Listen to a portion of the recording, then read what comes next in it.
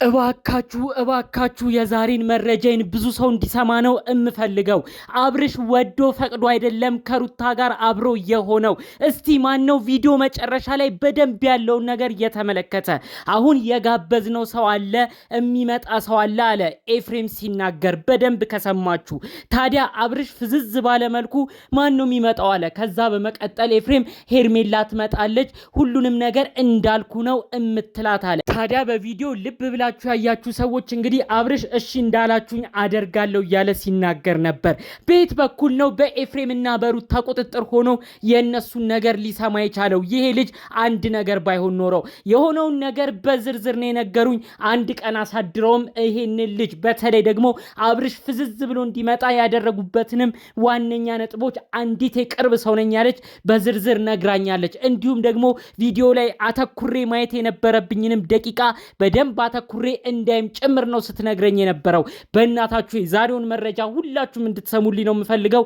ላይካችሁ አይለይም። ብዙ ሰው ጋር የሚደርሰው እናንተ ላይክ ስታደርጉት ነው። ማንም ሲገፋ አይናይም የምትሉ በተለይ ደግሞ እኛ አብርሽም ከሩታ ጋር ቢኖር መብቱ ነው፣ አብርሽ ከሄርሜላ ጋር ቢኖር መብቱ ነው። አብርሽና ሩታማ እንደሆነው ልጃቸውን ቢያሳድጉ ደስ ይለናል።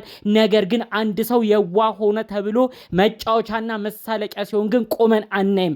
አብርሽን እባካችሁ መጠቀሚያ ከማረጋቸው በፊት ሌላ ገደድ ውስጥ ከመጨመራቸው በፊት የዛሬውን መረጃዎችን እንድትሰሙኝ ቢያንስ እናንተ ሚስጥር እንድታውቁ ነው በአክብሮት የምጠይቃችሁ። ላይካችሁ አይረሳ። ቀጥታ ይዤ ወደ መጣሁት ዝርዝር መረጃዎቼ አመራለሁ። እንግዲህ በአብርሽም በቪዲዮ ላየው ሰው አብርሽ የሆነ ነገር እንደሆነ እዛ ላይ በደንብ ነው የሚያስታውቀው። እንግዲህ አንዲት እህቴ በውስጥ በጣም ከዚህ በፊት መልእክት የምትልክልኝ ምንድን ያለችው፣ እስቲ ተመልከት አንገቱ ላይ የተደረደሩትን መስቀሎች፣ ሁለት መስቀል፣ ሁለት የአንገት የወርቅ ሀብል ነው ያለው። የት ነበር ይሄ? እስከዛሬ ሲመጣ እኮ አንዳንድ ነው እንጂ የሚያደርገው ሁለት አያደርግም። በደንብ ልብ ብለህ ተመልከት። ሀብሉ ላይ ምንድን የሆነው በደንብ ደግሞ አስታውስ። ከአንድ ወር በፊት እኮ ሩታ የወርቅ ስጦታ ልስጥቅ ስትለው እኔ አልፈልግም የምቀበለውም ነገር የለም ብሎ በደናው ጊዜ አብርሽ ጤነኛ በነበረበት ጊዜ መልሶ ነበር። ዛሬ ግን ምን እንዳሳመኑት ባናቅም በቪዲዮም እንደተመለከትነው ወርቅ አንገቱ ላይ ደርድሮ ነው የመጣው። ይሄ ያለምንም ምክንያት አይደለም። ከዛ ጀርባ ያለው እውነታ ደግሞ ምን እንደሆነ ቀስ በቀስ እናጣራዋለን። አንተ ግን እዛ ቪዲዮ ላይ አብርሽን ልብ ብለህ ተመልከተው። ጤነኛ ሰው በሱን ያህል ደረጃ አይሞኝም። ጤነኛ ሰው በሱን ያህል ደረጃ ምንድነው እያለ እንደ ህፃን አይሆንም። በአጠቃላዩ አብርሃምን አፍዘውታል ስትላይ ነው በዝርዝር የነገረችኝ። እውነትም ደግሞ ማየት ያለብኝን ቦታ ቆራርጣ በደቂቃ ለቃልኝ ነበረ። ወደ መጨረሻ ያለውን ፓርት እውነት ለመናገር እኔም ልብ አላልኩትም። ይህች እህቴ ግን በደንብ ነው ብትናርጋ ቪዲዮቹን የላከችልኝ። መጨረሻ ላይ እውነትም ቪዲዮን ሳየው እኔ ምንድነው አሁን የምናገረው አለ አብርሽ። ከዚህ በፊት ራሱን ችሎ የሚያወራ ነው፣ ራሱን ችሎ የሚናገር ነው፣ ብዙ ሰው የሚያሳምን ነው፣ የምናውቀው ነው። በየዋህነት መጠቀሚያ ይሁን እንጂ ራሱን ችሎ ብዙ ነገር የሚያደርግ ነው። ቤት ሀገር ነው። እኔ ምንድነው ማውራው ብሎ የሚጠይቀው። ይህ ማለት የሆነ ነገር አድርገውታል በራሳቸው ቁጥጥር እንዲሆን እነሱ የሚፈልጉትን ነገር ብቻ እንዲናገር ነው። እንግዲህ ሁሉንም ሴራ ሰርተው የመጡት ማለት ነው። ስለሆነም በዛሬው መረጃዬ ሁለት መልእክት ነው በውስጥ አንዲት እህቴ በደንብ ለህዝቡም ይሰማ ስትል መልእክቷን የተናገረችው። መልእክቱንም እዚሁ ነግራችኋለሁ። የመጀመሪያው አብርሽ ወዶ ፈቅዶ እንዳልሆነ ይታወቅለት። ወደ ሩታ ጋር ሲሄድ ብዙ ሰው ኮመንት እያየው ነበረ። ቪዲዮም ሲለቀቅ ትርምስ እንደሚያመጣ ገምቼ ነበር። እንዳልኩትም ህዝቡ ለሁለት ተከፍሎ አንዴ ከሩታ አንዴ ከሄርሜላ። ይሄ ልጅ አቋም የለውም ወይ ብሎ ህዝቡ ገና ካሁኑ እየወረደበት ነው። እውነታውን ሰው ይረዳ። አብርሽ በጤነኝነቱ አብርሽ በደህናው እንደዚህ እንደማያደርግ ይታወቅ። ስለዚህ አብርሽ አሁን በጤናው እንዳልሆነ ይታወቅ። ሁለተኛ ደግሞ ሄርሜላ ራሱ አሁን ሌላ ድብልቅልቅ ውስጥ ነው የሚገቡት። ሄርሜላ መታ እንግዲህ ስትመለከት አብርሽ እውነት ፊት የነሳት መስሏት እሷም ታኮርፋለች። እሷም መቀየሯ አይቀርም፣ ችግር ይመጣል። ስለዚህ ሄርሜላ ራሱ ይሄንን ችግር ተረድታ በተለይ አሁን ለልጁ ለአብርሽ ጥሩ ነገር እንዲሰጡት ነው የምፈልገው። አብርሽን ሰው ይረዳው ነው ያለችኝ። በስተመጨረሻ እባክህ ቢቻል አብርሽ በተለይ የትልልቅ አባቶች በቡታጅራ የሚገኙት ቤተሰቦቹ እህቱ ቡዜ ጉዳዩ ላይ ገብተው ልጃቸውን አብርሽ አሁን ከተለያዩ ሰዎች እንዲያድኑት። ወንድሙ ኤፍሬም እንደሆነ ለሱ በብዙ ችግር በብዙ ሴራ ጭራሽ ወንድሙን ሌላ ነገር ውስጥ እየከተተ ስለሆነ እባክህ ቡታጅራ የሚገኙ ዘመዶቹ እንኳን መጥተው አብርሽን ወስደው ገለል አድርገው ቢቻል በቃ ራሱ እንዲረጋጋ ከእንደዚህ አይነት ነገሮች ሁሉ እንዲወጣ ይደረግ ስትል ነው በዝርዝር መልእክቱን ስታደርሰኝ የነበረው። እውነት አንድ መልእክቴን እዚሁ ላይ ላክል። ሩታና ኤፋ እንደተባላችሁት በማይሆን ነገር አንገቱ ላይ በተደረገ የወርቅ ሀብል ሌላ ነገር ኖሮ ከሆነ የእውነት ይሄ ነገር አያስኬዳችሁም። እኔ ቃሉን መጥራት ስለማልፈልግ እዚህ መጥቼ እንዲህ ነው አልልም።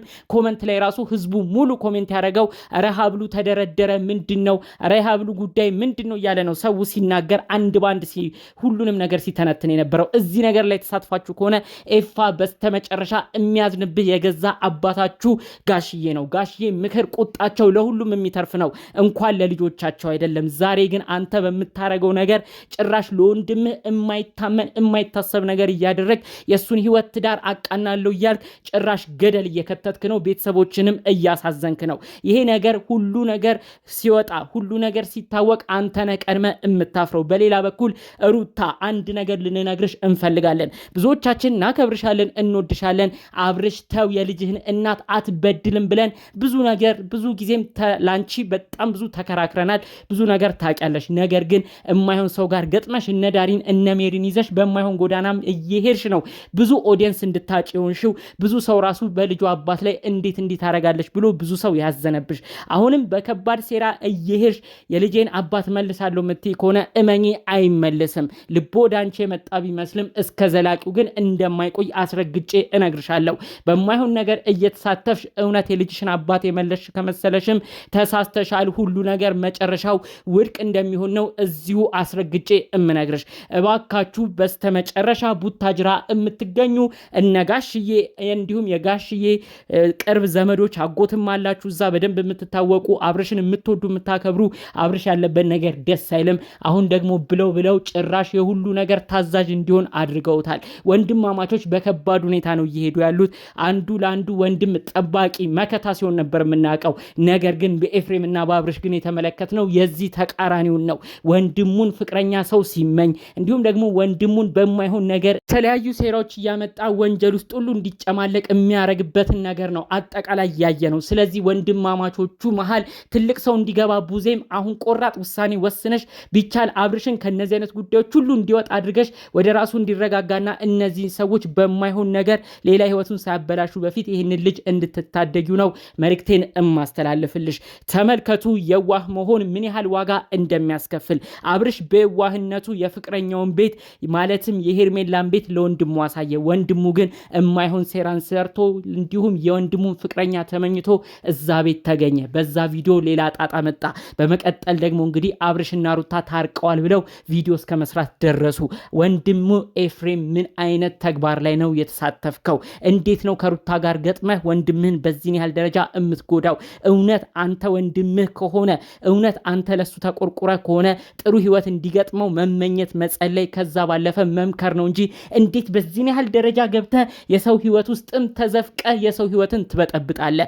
መጨረሻ ግን ከሁሉም የከፋ ያንተ እንደሚሆን ነው አጥብቄ አስረግጬ እምነግርህ። የወንድምህን ፍቅር እንደዛ የሚያከብርህን እንደዛ የሚሳሳልህን አብርሽን እንደምታጣ ነው ደግሜ እምነግርህ። አሁንም ቢሆን ካለህበት ቅዠት ነቅተህ ያለህን ሁሉ መጥፎ ነገር አስተካክለህ ወደ ጥሩ ነገር እንድትመለስ ደጋግሜ መልእክቴን አስተላልፋለሁ። ይህን ጉዳይ አስመልክቶ ብዙዎቻችሁ ያልጠበቃችሁት ክስተት ነው በቪዲዮ የተመለከታችሁት። እባካችሁ የዛሬን ቪዲዮ አይታችሁ እናንተ ምን አይነት ነገርን ጠረጠራችሁ? አብርሽ በዚህን ያህል ደረጃ ሩታ ለምን ሊያቅፍ ቻለ ብላችሁ ምን አይነት ምልከታንስ ተመለከታችሁ? የእናንተ ሀሳብ አስተያየት ዛሬ ወሳኝ ነው። በኮመንት ያላችሁን በቅንነት ብታስቀምጡልኝ ደስ ይለኛል። ኮመንታችሁንም የሁሉንም አይቼ መልእክትም ካለ በቀጣይ ቪዲዮ ይዤ እመጣለሁ። ስለዚህ እባካችሁ ኮመንት አድርጉ። አጠቃላይ ይዤ የመጣሁት መረጃ ግን ይህን ይመስል ነበር። በሌሎች አዳዲስ ቪዲዮዎች እስክንገናኝ ሰላሙን ሁሉ ተመኘውላችሁ። ሰላም